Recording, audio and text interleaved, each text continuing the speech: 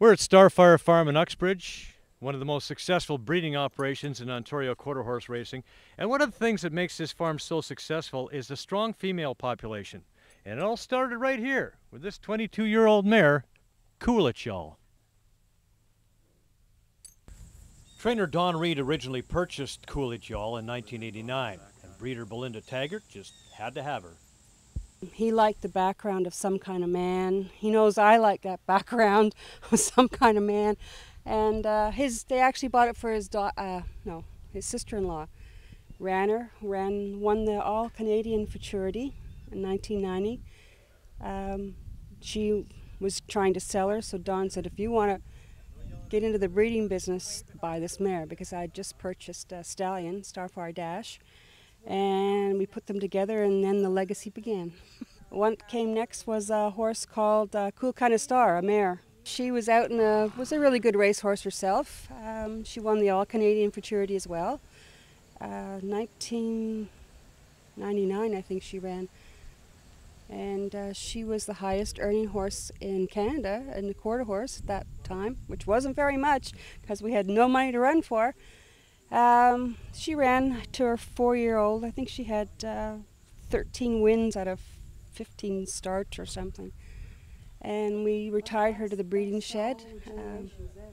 Bred her to a horse called Strawflying Buds in Oklahoma. And she produced this fine lady beside us, who is One Cool Bud. One Cool Bud was undefeated as a 2-year-old at Ajax Downs. And let me see, she has 2 track records, one being 116 speed index.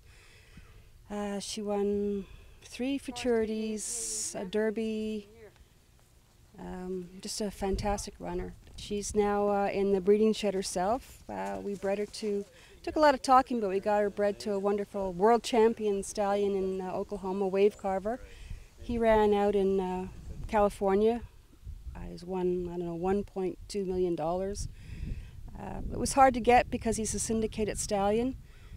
I sweet-talked them with her 116 speed index, and they eventually gave me one of the syndicated breedings, and lo and behold, we have One Cool Wave.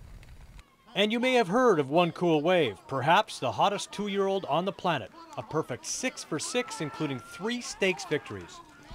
We're very blessed that he's become a good actor, not a bad actor like his mother.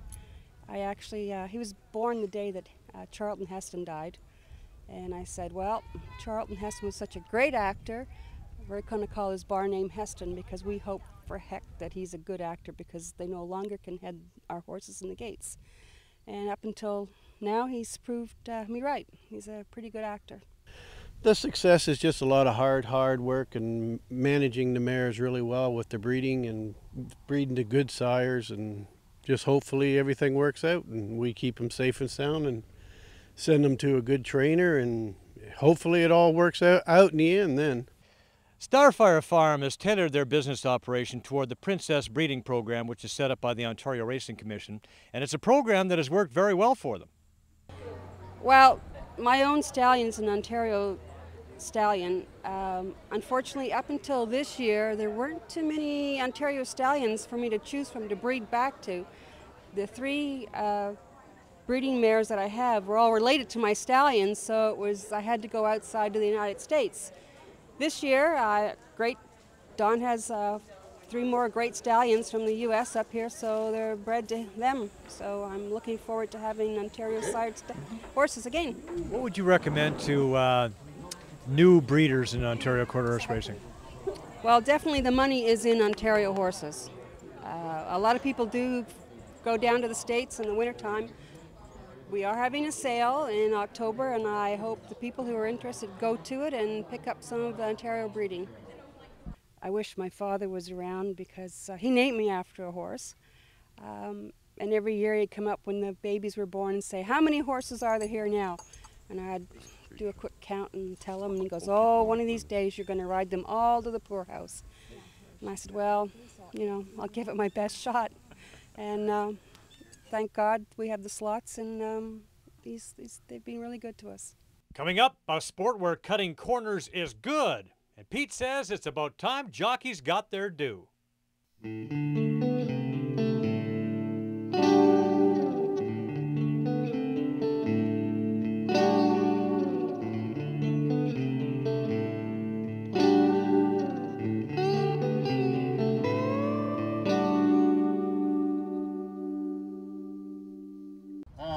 now, we are stepping up. Hi, I'm Dave Duvall with your track tip. Betting an exacta is picking horses that you think will finish in the top 2 positions. You increase your odds by boxing this type of bet. Now that means the horses you pick can finish in any order in the top 2 spots. Your chances of winning increases with the number of horses you box, but the cost of the bet also increases. A trifecta is picking horses that you think will finish in the top 3 spots. You can increase your odds by boxing this type of bet, and that means the horses you pick can finish in any order in the top 3 spots. You can also wheel a horse with other horses. This means you choose one horse as the winner and a combination of horses to finish second and third.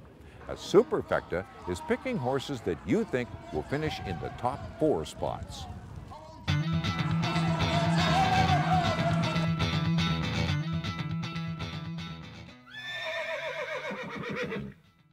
It's called cutting. It's part equestrian and part Western riding, but it certainly is the full quarter.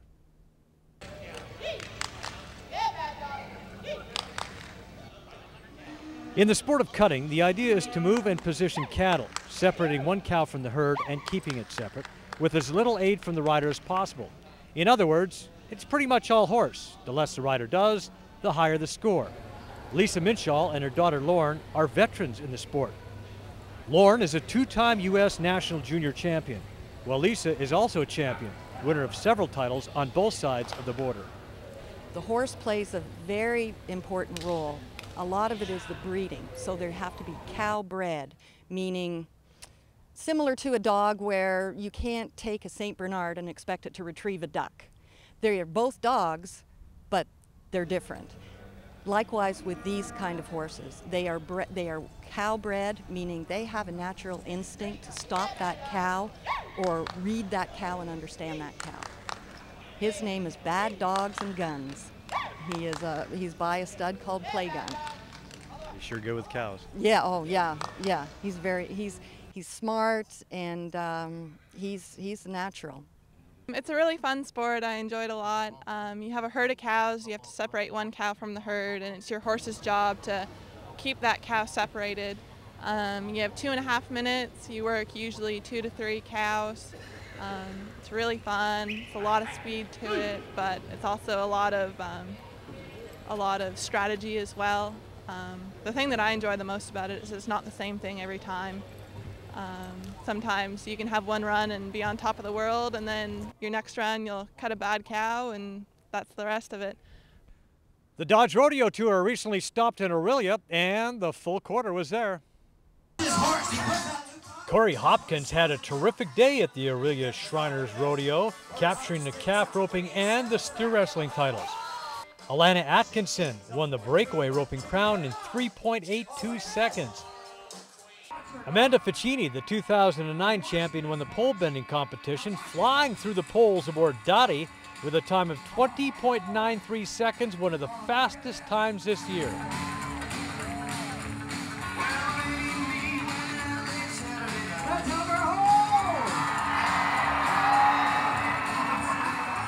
Amanda, tell us about Dottie. Dottie's been going for a good, I'd say 13 years now. She's 17 years old. She's still running as hard as she ever has. She's got a ton of heart and she's a big trier. Amanda is also preparing an up-and-coming barrel horse. He ran as Fugo Bully at Ajax Downs. Now he's known as Romeo. Romeo, he's a bully-on horse. He's a nice little horse, short, but he's got a lot of heart and a lot of run in him. He's gonna be faster than Dottie is. And he's from the racetrack? He's right off the track. We got him as a 3-year-old. He ran twice as a 2-year-old. You're confident he'll be ready? I'm confident he'll be ready. We took him out to his first rodeo, and I carried a flag on him in Grand Entry. He's a good, solid horse. The barrel racing event was won by Joanne Fisher. Her time was 15.94 seconds. Victoria Willett won in junior barrels. The bull riding was wild. Rachel Beswick, the only woman rider, was tossed by Grim Reaper. Bullfighter Jeremy Schutema stepped in to distract, and the Reaper sent him flying as well. The event was won by Dusty McMillan aboard Paycheck.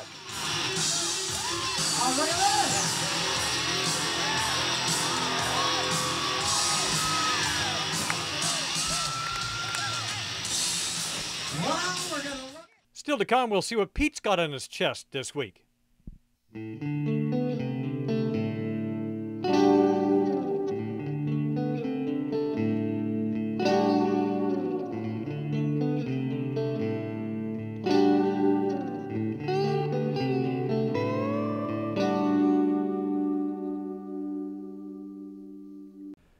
The quarter racing owners of Ontario are getting ready for the first ever yearling and mixed sale coming up October 30th, and the breeders are getting very excited. Put together by a very strong but small, powerful committee within the QROI, and this will be the first and the best opportunity to showcase yearlings, and there will also be horses of racing age and older horses. Hopefully we will see a lot of new buyers from the thoroughbred industry and from the standardbred industry, as well as our traditional second level for the racehorse. That's the barrel industry. So typically many owners and accomplished barrel racing people will attend that, and we have a good feel that they will be showing up. This is the start. Hopefully we get about 50 heads for this year, and next year we should be moving to the 100 and the 100 plus. Okay, time now for Peter's latest rant in this week's installment of Gross Misconduct.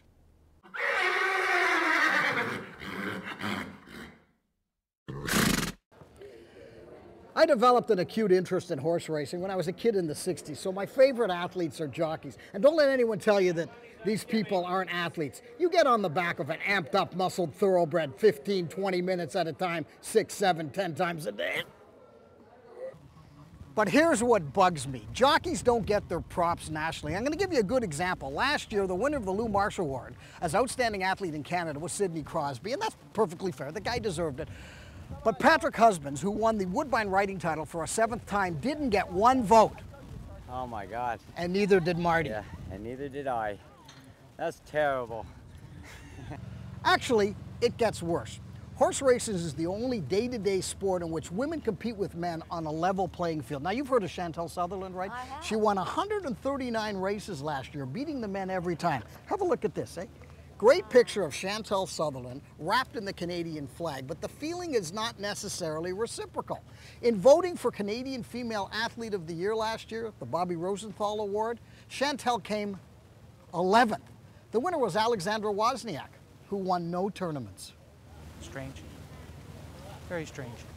Being a jockey requires a combination of strength, balance, instinct, courage, and of course an incredibly high level of physical fitness. No body fat required here. On a weight per strength basis, jockeys are ranked among the highest of all athletes in North America. And muscular vascular? Don't ask. None of these riders would ever be confused with Charles Barkley. Okay, I get it. Horse racing is a little marginalized because of the betting, but also because the mainstream media is so saturated with hockey, football, baseball, basketball, and the Olympics. They don't get it. They don't get that the finest athletes in Canada, the gutsiest athletes in Canada, the ones who really understand the concept of playing in pain, are the women and men who make their living on the back of racehorses. You want to make it 3 out of 5? Go.